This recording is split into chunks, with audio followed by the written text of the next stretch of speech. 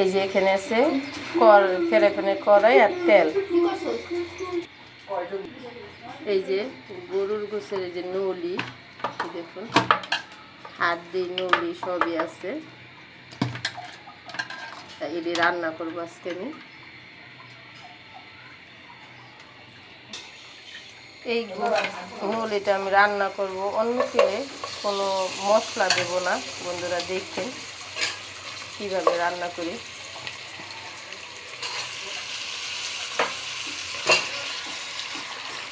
এই যে এখানে আছে আদা আর রসুন, এই মশলাটা দিয়েই আজকে আমি তরকারিটা রান্না করবো, শুধু আদা রসুন দিয়ে। লবণ তো দিতে হয়, নুন দেওয়ার অনেক দিন, নুন ছাড়া কোনো জিনিসই খাওয়া যাবে না, মশলা ছাড়া খাওয়া যাবে কিন্তু নুন ছাড়া খাওয়া যাবে না।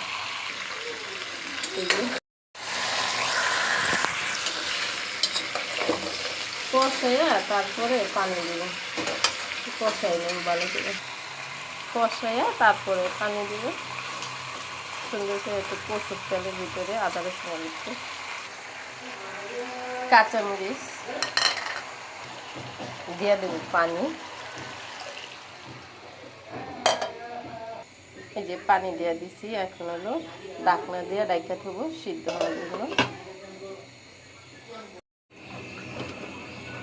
এই যে আমার এটা কিন্তু সিদ্ধর মতনই হয়ে গেছে, একদম হাফ সিদ্ধ হয়ে গেছে।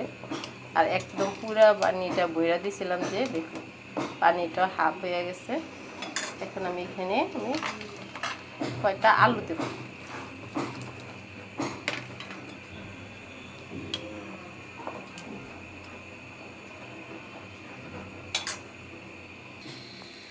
এই যে এখানে নিচ্ছি কাঁচামরিচ, পেঁয়াজ, 2টা টমেটো আর 4 কোষ রসুন, বড় রসুনের 4 কোষ রসুন।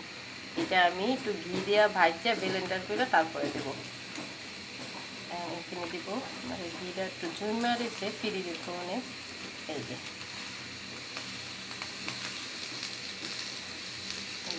কালারটা আমি ফ্রিজে রাখুন, ঝুম মারিছে একদম সামনে থেকে দেখে।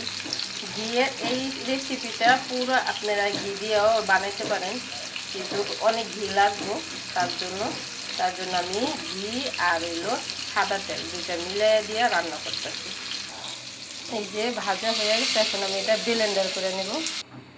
এই যে ব্লেন্ডার করে আনছি, দেখুন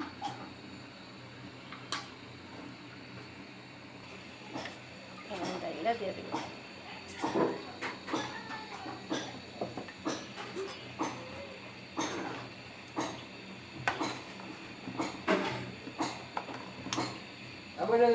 শুকনো মরিচ,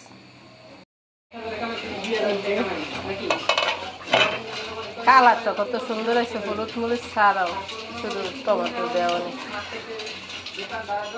আর সিদ্ধ হয়ে গেছে। এই যে এখানে আছে দারচিনি আর গোলমরিচ, লং আর এলাচ। এটা আমি একদম লাস্ট ফিনিশিংয়ে দিলাম, আনাম। আর এটা তো বেশি বা ঘি দিয়েই করতে হয়, তো এত ঘি তো আর হয় না, তো যতটুকু আছে অতটুকু দিয়ে দেব।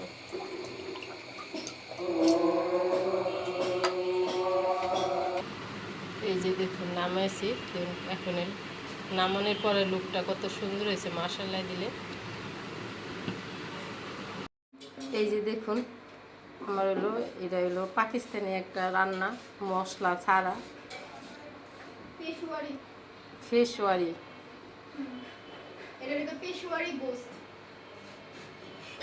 সালাদ। বন্ধুরা আমরা বাঙাল, এত নাম কইতে পারি না, পেশোয়ারি গোশ বুঝে নিন।